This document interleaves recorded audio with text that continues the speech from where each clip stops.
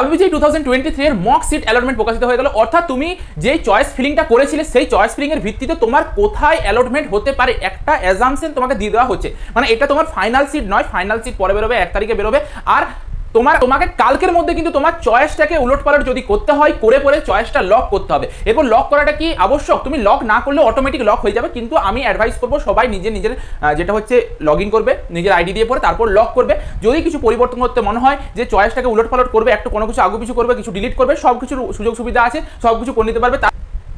তার আগে আমরা দেখে নিই যে আমরা কোন কলেজে আমাদের অ্যালটমেন্ট এসেছে সেটা কেমনভাবে চেক করবো। কিন্তু একটা জিনিস ভালোভাবে মনে রাখো যে তোমার 1 তারিখে প্রথম রাউন্ডের রেজাল্ট বেরিয়ে যাবে, তোমাকে 1 তারিখ থেকে 5 তারিখ পর্যন্ত মেবি টাইম দেওয়া হবে। সেই টাইমের মধ্যে তোমাকে কিন্তু কলেজে গিয়ে পরে ভেরিফিকেশন করাতে হবে। সেই ভেরিফিকেশনের জন্য কিন্তু তোমাকে প্রচুর পরিমাণে ডকুমেন্টস রেডি করে রাখতে হবে। আমি আজকেই লাস্ট বা শেষবার বলছি কি ডকুমেন্টস রেডি করতে হবে। যদি কেউ এখনো পর্যন্ত ডকুমেন্টস রেডি না করেছো বেশ বিপদে পড়ে যাবে। তুমি কিন্তু কলেজে পেলেও কলেজে অ্যাডমিশন বা সেকেন্ড রাউন্ডে যেতে পারবে না যদি ফিজিক্যাল ভেরিফিকেশনটা না করতে পারো। ভীষণ ভাইটাল, ভীষণ ইম্পর্টেন্ট এটা কিন্তু প্রসেস। যদি কেউ এখনো পর্যন্ত ডকুমেন্টস রেডি না করেছো তাড়াতাড়ি ডকুমেন্টসগুলো রেডি করো। তার জন্য কোথায় যাবে, আমাদের ধরো এইদিকে WBJEE ওয়েবসাইটে দিয়ে এখানে কাউন্সিলিং নোটিফিকেশনে চলে যাবো। যে কাউন্সিলিং নোটিফিকেশনটা এখান থেকে ওপেন হবে এটাকে ডাউনলোড করে নেবে। তার সাথে আমাদেরকে টাইম টেবিলটা রয়েছে, সেই টাইম টেবিলটাকে ডাউনলোড করবে। দুটো জিনিস আছে, দুটো জিনিসকে তোমাদেরকে ডাউনলোড করতে হবে, নয়তো কিন্তু তোমরা বিপদে পড়ে যাবে। তো দেখো আমরা এখানে যদি যাই খুব ভালোভাবে শুনবে কি করতে হবে। OBC NCL দের একটা ভীষণ বড় প্রবলেম হয়েছে। OBC NCL রা তোমরা কিন্তু অবশ্যই যে কোনো একটা NCL সার্টিফিকেট বের করো, সেটা সেন্ট্রাল গভর্নমেন্টের যদি কোনো পারফর্মার থেকে থাকে সেটা থেকে বের করো, বা যদি তুমি স্টেট গভর্নমেন্টের থেকে থাকে সে যে কোনো একটা ফর্ম ফিল আপ করে পরে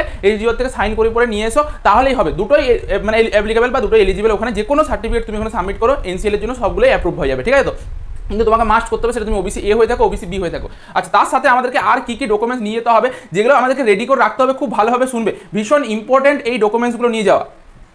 সবচেয়ে প্রথমে তোমাকে যত ক্যান্ডিডেট আছে অল ক্যান্ডিডেটদের জন্য ক্লাস 10 এর অ্যাডমিট কার্ড বা ডেট অফ বার্থ সার্টিফিকেট যে কোনো একটা নিয়ে গেলেই চলবে। তোমাকে ক্লাস 10 এর মার্কশিট নিয়ে যেতে হবে, ক্লাস 12 এর মার্কশিট নিয়ে যেতে হবে। শুনো ভালোভাবে, এগুলোর অরিজিনাল নিয়ে যাবে, তার সাথে দুটো করে জেরক্স কপি নিয়ে যাবে। সবগুলোর অরিজিনাল, তার সাথে দুটো করে জেরক্স কপি, একটা কপিতে নিজে অ্যাটেস্টেড করে নিয়ে যাবে। যদি নাও করে নিয়ে যাও কোনো অসুবিধা নেই, নিজে সাইন যদি নাও করো ওখানে গিয়ে পর যদি করতে বলে তাহলে করবে, কিন্তু তোমরা সাথে করে দুটো করে কপি নিয়ে যাবে, আর অরিজিনাল কিন্তু মাস্ট নিয়ে যাবে। তার সাথে দেখো এটা OCIটা আমাদের নয়, যারা আছো তারা বুঝে যাবে এটা OCI লাগবে।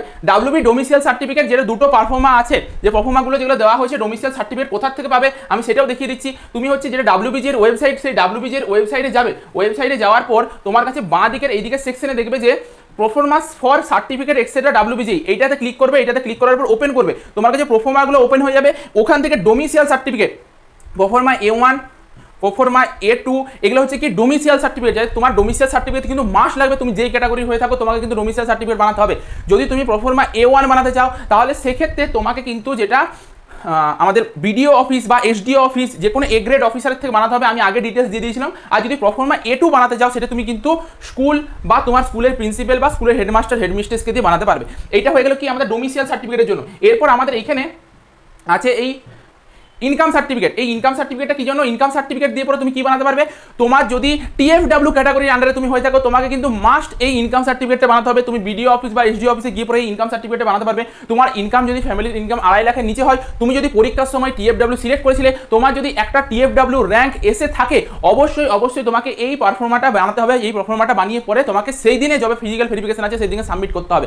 এই ডকুমেন্টসগুলো আগে বললাম কেন, যারা জানো তারা জানো, কিন্তু যারা রেডি করোনি তাড়াতাড়ি রেডি করো। নিচে আরও আছে, তোমরা যদি ফিজিক্যালি মানে ডিসেবলড হয়ে থাকো, মানে ফিজিক্যালি হ্যান্ডিক্যাপ যদি হয়ে থাকো, তাহলে সেক্ষেত্রে তোমার নিচের এইটাকে তোমাকে বার করতে হবে। তো এই জিনিসগুলো রয়েছে, ঠিক আছে? তো এই এতগুলো ডকুমেন্টস রয়েছে, এই ডকুমেন্টসগুলোকে বার করতে হবে তোমাদেরকে মেনলি। তার সাথে আমাদেরকে আর কি বার করতে হচ্ছে আমরা একটু দেখে নিই। যদি তোমার ক্যাটাগরি হয়ে থাকো, যদি তুমি SC ST OBC হয়ে থাকো, সেইখানে তোমার ক্যাটাগরি সার্টিফিকেট বের করতে হবে। এখানে রুলসটা লেখা আছে, ইনফরমেশন বুলেটিন যেটা ডাউনলোড করতে বললাম সেই ডাউনলোড করে পরে এটা পেয়ে যাবে। তার সাথে PWD দের জন্য PWD আর হচ্ছে TFW দের জন্য যেটা বলে দিলাম সেগুলো কিন্তু তোমাকে মাস্ট এখন রেডি করে রাখতে হবে। ঠিক আছে, বোঝা গেল? চলো এবার দেখে নিই যে কেমনভাবে আমরা আমাদের মক সিট অ্যালাইনমেন্টের রেজাল্টটা দেখতে পাবো। দেখো তোমরা WBJEE যে ওয়েবসাইট, সেই ওয়েবসাইটে আসার পর এখানে একটা সেকশন দেখতে পাবে মক সিট অ্যালাইনমেন্ট রেজাল্ট। তো এইখানটাতে আমাদেরকে ক্লিক করতে হবে। তো এটাতে ক্লিক করার পরে আমাদেরকে কি কি দিতে হচ্ছে আমরা দেখে নেব। যে যেটা তোমরা যখন প্রথম রেজিস্ট্রেশন করেছিলে সেই রেজিস্ট্রেশনের সময় তোমাদেরকে তোমার যেই আইডি পাসওয়ার্ড বা তোমার সিকিউরিটি পিন যেগুলো এখানে শো করবে সেগুলো দিতে হয়েছিল, তো সেগুলোকে আমাদেরকে দিতে হবে। তারপরে আমরা কিন্তু লগ ইন করতে পেরে যাবো। দেখো এইখান থেকে আমি যেমন এইখান থেকে এগুলো সব দিয়ে দিয়েছি। এখান থেকে কাউন্সিলিংটা তোমার যেটা থাকবে আর কি, তুমি যদি শুধুমাত্র WBJEE কাউন্সিলিং দিয়ে করো WBJEE দিয়ে হবে, বা অন্য কিছু দিলেও করলে অন্য কিছু দিয়ে হবে, ঠিক আছে? তো তারপর রেজিস্ট্রেশন আর হচ্ছে তোমার রোল নাম্বার, আরে এখানে পাসওয়ার্ড দিয়ে পর সিকিউরিটি পিন দিয়ে লগ ইন করতে হবে, যেটা তোমরা সবাই জানো। তো এটা যাওয়ার পর আমরা হচ্ছে লগ ইন করে নেওয়ার পর তোমরা এরকম একটা জায়গায় চলে আসবে, যেখানটা থেকে তোমরা এইদিকে দেখবে একটা মক সিট অ্যালটমেন্ট রেজাল্ট বলে একটা সেকশন আছে, ঠিক আছে? তো এটাতে আমরা যখনই ক্লিক করব তখনই হচ্ছে আমাদের কাছে ওপেন হয়ে যাবে যে আমি কোন কলেজটাতে আমার হতে পারে একটা, মানে ওরা হচ্ছে তোমার একদম অরিজিনাল এটা দেবে না, কিন্তু মেবি এটা তুমি পেতে পারো, ঠিক আছে? দেখো যেমন হচ্ছে এই ক্যান্ডিডেটটার কি সেন্ট থমাসে হয়েছে, সেন্ট থমাসের আইটিতে হয়েছে, টিএফডব্লিউ পেয়েছে, মানে খুবই ভালো। আমি নিজে পার্সোনালি সাজিয়েছিলাম, তোমাদেরকে এরকমই সাজানোটা দিয়েছিলাম আমি, ঠিক আছে? যদি এরকম ভাবে কেউ সাজিয়েছো জানবো যে তার কিন্তু ভালো একটা জায়গাতে হবে, আমি যথেষ্ট রিসার্চ করে সাজিয়েছিলাম। যদি না সাজিয়েছো তোমরা হচ্ছে আমার ওই প্রিভিয়াস ভিডিওটা দেখো, যেটাতে পিডিএফটা দিয়ে দিয়েছিলাম, ওই পিডিএফটার মতন করে সাজাও, ওর থেকে ভালো সাজানো আর কিছু হতে পারে না, ঠিক আছে?